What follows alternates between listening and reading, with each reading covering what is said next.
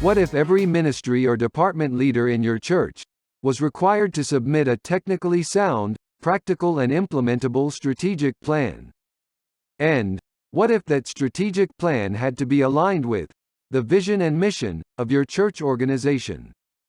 Would they even know how to engage in an effective strategic process that will deliver this strategic plan?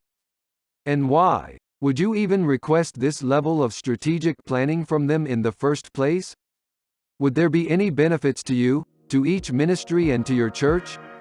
Well, here are some key benefits your ministry and department leaders would enjoy from implementing a robust strategic planning process, even in a church organization. Dr. Murray and our team here at Strategic Business Analysts and the Leadership Solutions Training LLC invite you to discuss with us how strategic planning for your church ministries and departments can be enhanced if you are already engaged in strategic planning.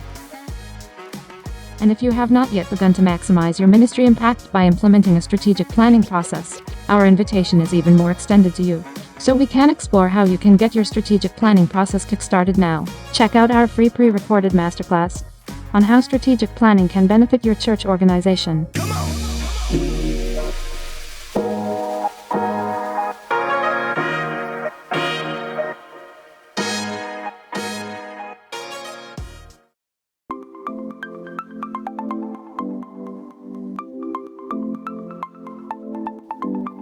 When you hear the term strategic planning, you intuitively think of a business organization, not a church.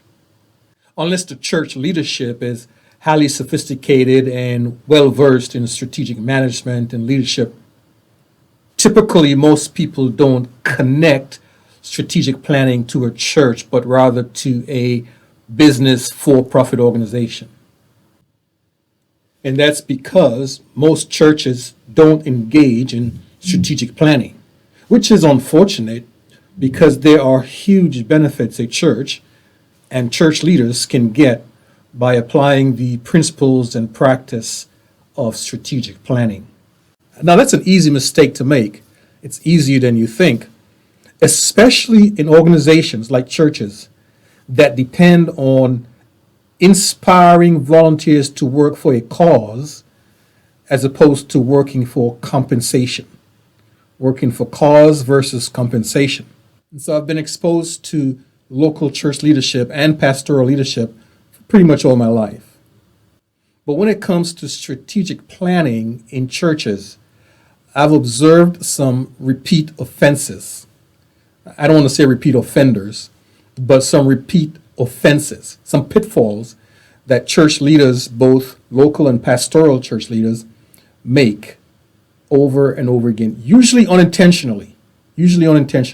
What I've found is that in these settings, leaders often overplay, oversell the dream, and seriously underutilize the power of the plan. So in my book and my training programs on strategic planning, I spend a lot of time teaching how to move from dreaming to deployment, from ideation to implementation. There's always a blind spot, and it is so important. It's so important that you work with professionals who have the expertise and experience to help you uncover some of these blind spots. Strategic planning allows you to be proactive instead of reactive. It's easier to gain buy-in from members and from other leaders for your vision when you show a strategic plan, clearly articulated plan to achieve that vision.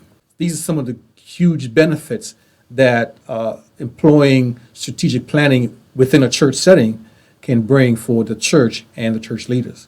So this is how you get started engaging in this dialogue, this conversation about strategic planning in churches. Take that survey. We're conducting a scientific study on strategic planning in church leadership.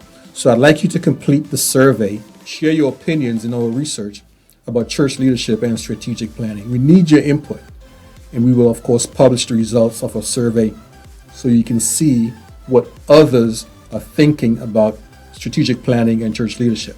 Another way that you could just do it, get started, is to engage us to do some training for you as the pastor and or your local church leaders